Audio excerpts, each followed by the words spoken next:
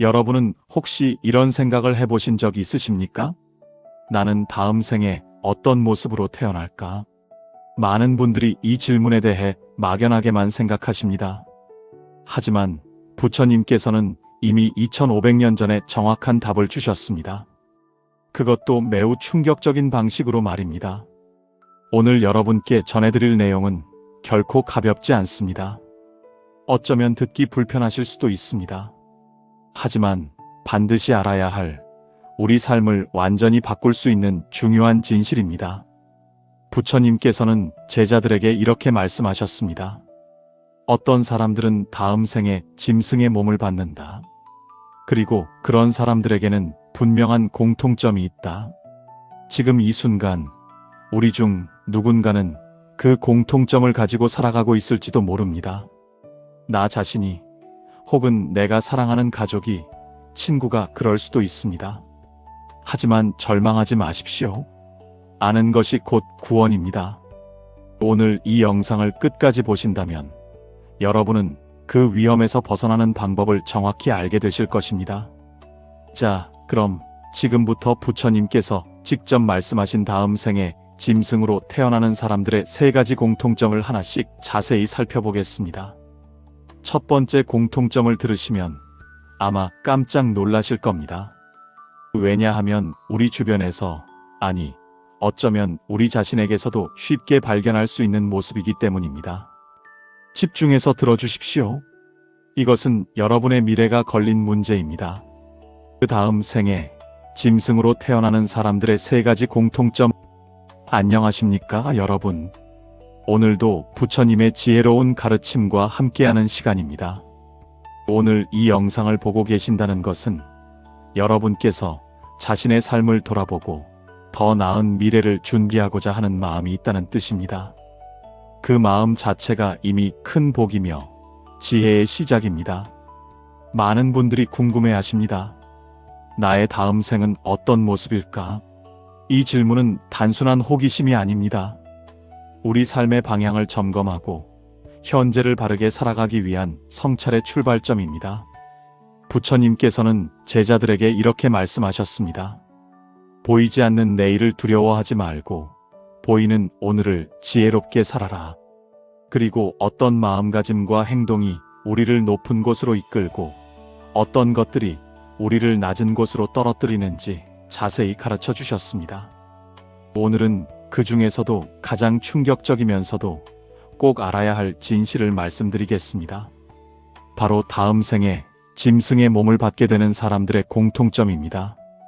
이 말씀을 듣고 두려워하실 필요는 없습니다.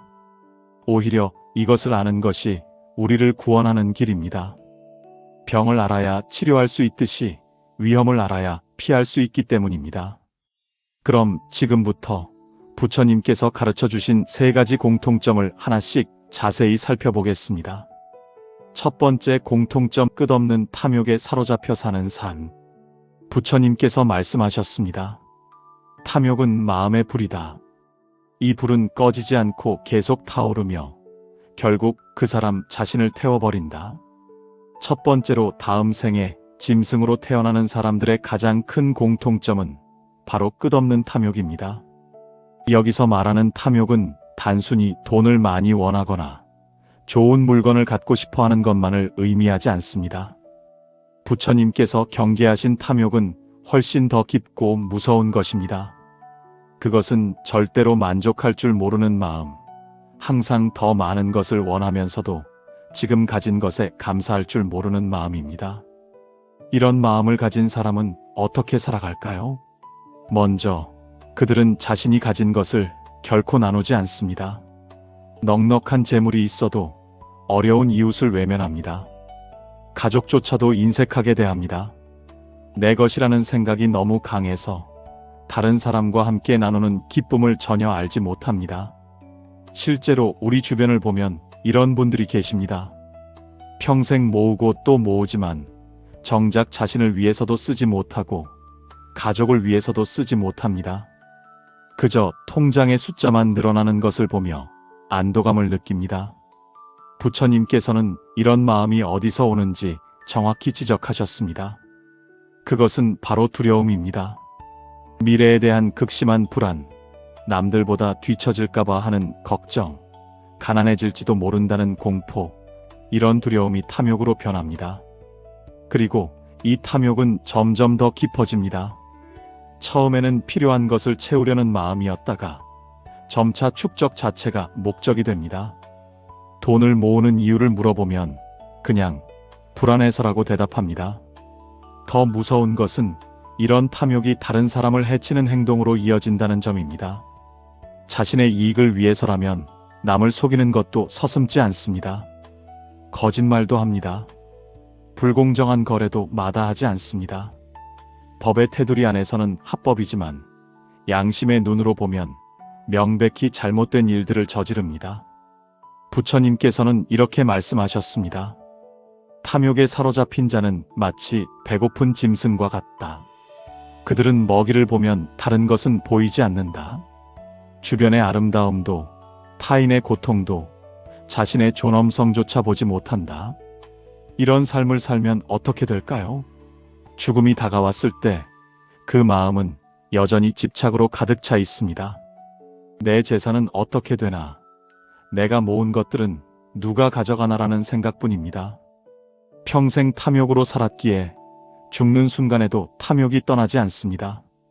부처님께서 가르쳐 주신 업의 법칙에 따르면 우리가 죽을 때 가지는 마음의 상태가 다음 생을 결정하는 중요한 요인이 됩니다.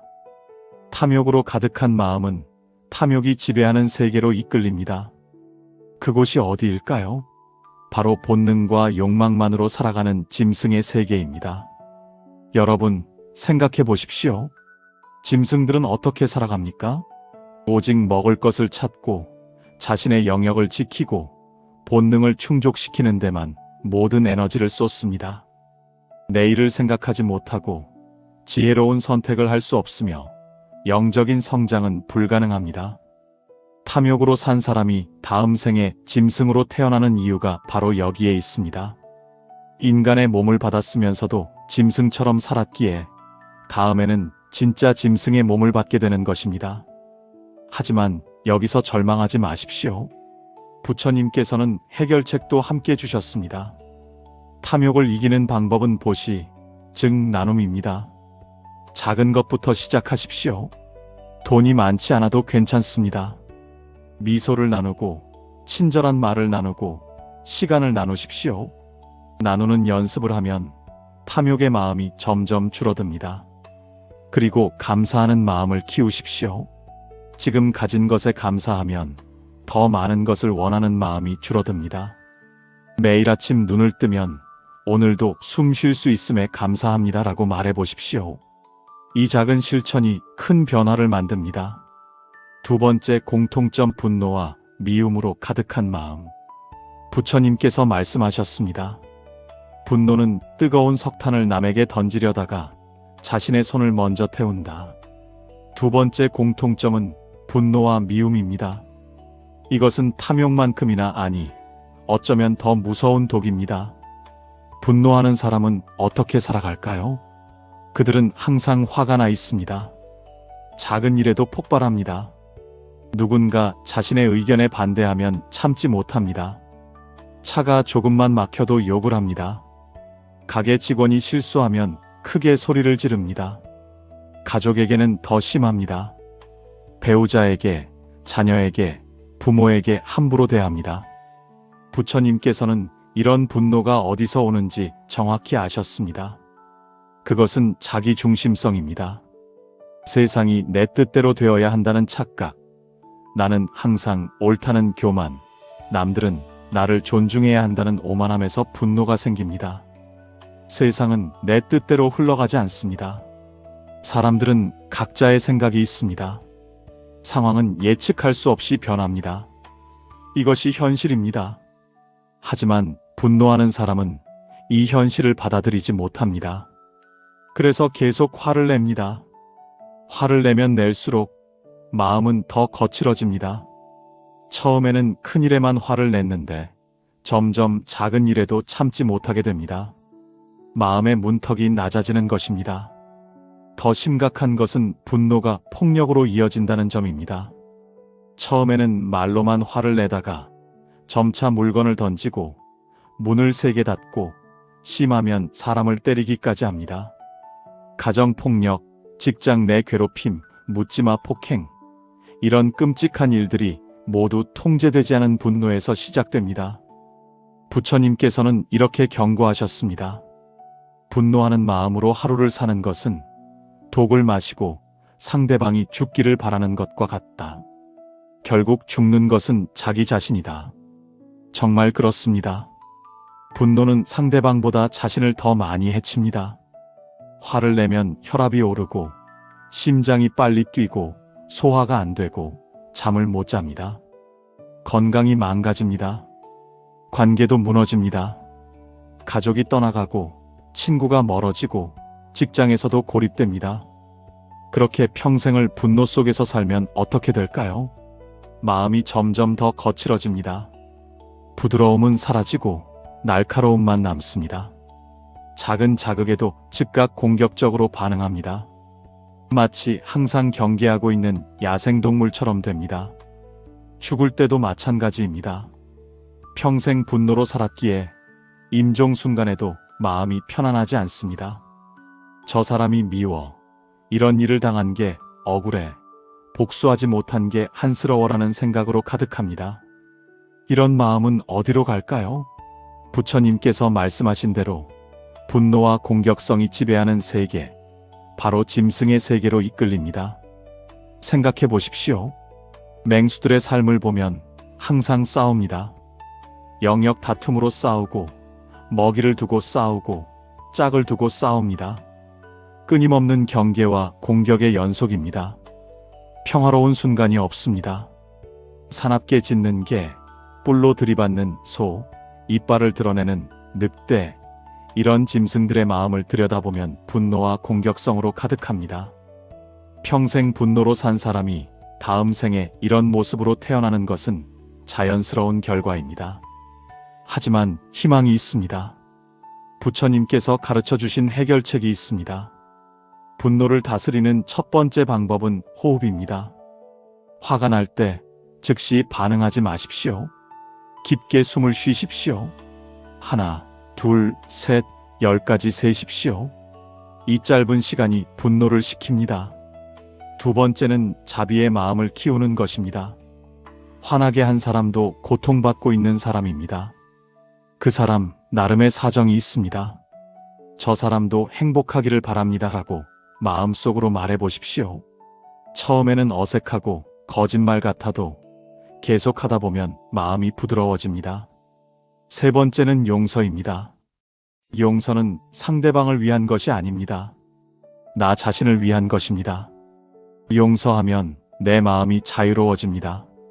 미움의 사슬에서 벗어납니다. 세 번째 공통점, 어리석음과 무지에 갇혀 사는 삶. 부처님께서 말씀하셨습니다. 무지는 모든 고통의 뿌리다. 어둠 속에서는 길을 찾을 수 없고 무지 속에서는 진리를 볼 수 없다. 세 번째이자 가장 근본적인 공통점은 바로 어리석음입니다. 여기서 말하는 어리석음은 지식이 부족하다거나 학교를 많이 다니지 못했다는 의미가 아닙니다. 부처님께서 말씀하신 어리석음은 훨씬 더 깊은 의미입니다. 그것은 진리를 보지 못하는 것, 인과의 법칙을 이해하지 못하는 것, 자신의 행동이 가져올 결과를 생각하지 못하는 것입니다. 어리석은 사람은 어떻게 살까요? 첫째, 그들은 자신의 행동의 결과가 있다는 것을 믿지 않습니다. 한 번쯤은 괜찮아, 남들도 다 이렇게 살아, 죽으면 그만인데 뭐라고 생각합니다. 나쁜 일을 해도 양심의 가책을 느끼지 않습니다. 부처님께서 가르쳐 주신 업의 법칙, 즉 좋은 씨앗을 뿌리면 좋은 열매를 거두고 나쁜 씨앗을 뿌리면 나쁜 열매를 거둔다는 진리를 전혀 이해하지 못합니다. 둘째, 그들은 배우려 하지 않습니다. 고집이 세고 자기 생각이 옳다고 믿으며 다른 사람의 조언을 듣지 않습니다. 내가 평생 이렇게 살았는데 뭐가 문제야라고 말합니다. 성찰이 없고 반성이 없습니다. 나이가 들어도 지혜가 늘지 않습니다. 같은 실수를 반복합니다. 과거로부터 배우지 못합니다. 셋째, 그들은 영적인 것에 전혀 관심이 없습니다. 오직 눈에 보이는 것, 손에 잡히는 것만 중요하게 여깁니다. 돈, 권력, 쾌락, 이런 것들만 추구합니다. 마음의 평화, 내면의 성장, 영혼의 정화, 이런 것들은 시간 낭비라고 생각합니다. 부처님의 가르침을 들어도 귀담아 듣지 않습니다. 절에 가도 그저 복이나 빌고 옵니다. 기도를 해도 로또에 당첨되게 해달라고 말합니다. 진정한 의미를 찾으려 하지 않습니다. 이런 어리석음이 가장 무서운 이유는 무엇일까요? 탐욕과 분노는 그래도 본인이 고통스럽기 때문에 언젠가는 바꾸려고 노력할 수 있습니다. 하지만 어리석음에 빠진 사람은 자신이 문제가 있다는 것조차 모릅니다. 부처님께서 이렇게 비유하셨습니다. 어리석은 자는 어둠 속을 걷는 맹인과 같다. 길이 있어도 보지 못하고 구덩이가 있어도 피하지 못한다. 그렇게 계속 걷다가 결국 낭떠러지로 떨어진다. 어리석음 속에서 평생을 살면 어떻게 될까요? 선과 악을 구분하지 못하게 됩니다. 해야 할 일과 하지 말아야 할 일을 분별하지 못합니다. 그저 본능대로, 충동대로 살아갑니다. 먹고 싶으면 먹고, 하고 싶으면 하고, 욕망이 이끄는 대로 따라갑니다. 이것이 무엇과 같습니까? 바로 짐승의 삶입니다. 짐승들은 지혜가 없습니다. 내일을 계획하지 못하고 도덕적 선택을 할 수 없으며 영적 성장이 불가능합니다. 오직 본능만이 그들의 삶을 지배합니다. 어리석음 속에서 산 사람이 죽을 때도 마찬가지입니다. 죽음이 무엇인지 이해하지 못하고 두려워만 합니다. 평생 영적인 준비를 하지 않았기에 죽음 앞에서 완전히 무력합니다. 그 마음은 혼란스럽고 어둡고 방향을 잃습니다. 그리고 그 상태로 다음 생으로 넘어갑니다. 어디로 갈까요? 지혜가 필요 없는 곳, 분별력이 필요 없는 곳, 바로 짐승의 세계입니다. 하지만 부처님께서는 이 어리석음에서 벗어나는 길도 보여주셨습니다. 첫째, 배우십시오. 나이가 몇이든 상관없습니다. 좋은 책을 읽고 지혜로운 스승의 말씀을 듣고 진리를 탐구하십시오. 나는 다 안다는 교만을 버리고 나는 아직 배울 것이 많다는 겸손함을 가지십시오. 둘째, 성찰하십시오. 매일 저녁 하루를 돌아보십시오. 오늘 나는 어떻게 살았는가? 누구에게 상처를 주지는 않았는가? 더 나은 선택을 할 수는 없었는가? 이런 질문을 던지십시오. 셋째, 명상하십시오. 고요히 앉아 자신의 마음을 관찰하십시오. 마음이 어떻게 움직이는지, 욕망이 어떻게 일어나는지, 감정이 어떻게 변하는지 지켜보십시오. 이것이 지혜의 시작입니다. 여러분, 지금까지 부처님께서 가르쳐 주신 세 가지 공통점을 살펴보았습니다. 탐욕, 분노, 어리석음. 이 세 가지가 우리를 낮은 곳으로 이끌고 심지어 짐승의 몸을 받게 만든다는 충격적인 진실입니다. 하지만 이 이야기를 두려움으로만 받아들이지 마십시오. 이것은 경고인 동시에 선물입니다. 왜냐하면 우리는 지금 알았기 때문입니다. 알았다면 바꿀 수 있습니다. 부처님께서 말씀하셨습니다. 과거는 이미 지나갔고 미래는 아직 오지 않았다. 중요한 것은 지금 이 순간이다. 지금 이 순간을 지혜롭게 살아라. 여러분이 지금 이 영상을 보고 계신다는 것 자체가 큰 복입니다. 많은 사람들은 이런 가르침을 들을 기회조차 없이 삽니다. 여러분은 들었습니다. 이제 선택할 수 있습니다. 탐욕 대신 나눔을 선택하십시오. 오늘부터 작은 것이라도 나누십시오. 미소, 친절한 말, 도움의 손길, 무엇이든 좋습니다. 나누는 연습이 탐욕을 이깁니다. 분노 대신 자비를 선택하십시오. 화가 날 때 깊게 숨을 쉬고 상대방도 나처럼 행복을 원하는 사람이라는 것을 기억하십시오. 용서하는 연습이 분노를 녹입니다. 어리석음 대신 지혜를 선택하십시오. 매일 조금씩이라도 배우고 성찰하고 명상하십시오. 이 작은 노력이 쌓여서 큰 변화를 만듭니다. 부처님께서 약속하셨습니다. 이 길을 따라 걷는 자는 반드시 고통에서 벗어나 평화를 얻을 것이다. 여러분의 다음 생은 여러분이 지금 어떻게 사느냐에 달려 있습니다. 짐승으로 태어날 수도 있고, 더 나은 인간으로 태어날 수도 있고, 심지어 깨달음에 이를 수도 있습니다. 모든 것은 지금 이 순간의 선택에 달려 있습니다. 두려워하지 마십시오. 우리에게는 아직 시간이 있습니다. 오늘부터 한 걸음씩 나아가십시오. 완벽하지 않아도 괜찮습니다. 중요한 것은 방향입니다. 바른 방향으로 걷고 있다면 속도가 느려도 반드시 목적지에 도착합니다. 부처님의 자비와 지혜가 여러분과 함께하기를 기원합니다. 오늘 이 가르침이 여러분의 삶에 작은 빛이 되기를 바랍니다. 영상이 도움이 되셨다면 구독과 좋아요, 알림 설정 부탁드립니다. 그리고 주변에 이 메시지가 필요한 분들이 계시다면 꼭 공유해 주십시오. 감사합니다. 항상 평안하십시오.